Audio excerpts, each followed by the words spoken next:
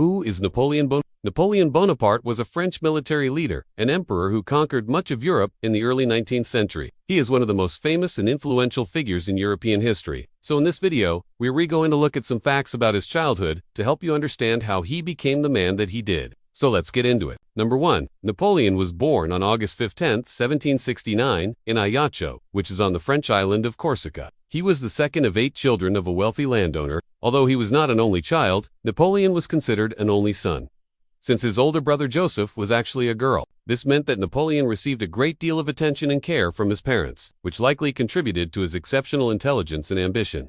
2. At the age of 10, Napoleon was sent to military school in France. He excelled in his studies and graduated first in his class. It was here that he began to develop his military genius, which would later make him famous.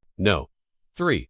After graduating from military school, Napoleon was commissioned as a lieutenant in the French artillery. He quickly rose through the ranks, and by the age of 27, he was a general. This was largely due to his exceptional abilities as a military commander, as well as his political skills. 4. In 1785, while still a young officer in the French military, Napoleon became involved with the American Revolution. He fought alongside American and French troops against the British and gained valuable experience in military tactics and strategy. During the French Revolution, Napoleon rose to prominence for his role in suppressing a revolt in the city of Paris. He then went on to conquer much of Europe, including Italy, Germany, and Spain. He was particularly brilliant in his use of artillery, which helped him to achieve many victories against larger and more powerful armies. 6. In 1804, Napoleon was crowned Emperor of France. He had previously been First Consul of France, which is essentially a title for a prime minister. However, he soon set about creating a dynasty and having an heir. He married Josephine de Beauharnais, who was the widow of a former French general. They had a great deal of influence over Napoleon, and he trusted her implicitly. 7. Sadly, Napoleon and Josephine were unable to have a child together, and so in 1810, Napoleon divorced her in order to marry Marie-Louise, the daughter of the Austrian emperor. This marriage produced a son who was born in 1811 and was named Napoleon II. That was the end of part 1. Now it's time for part 2.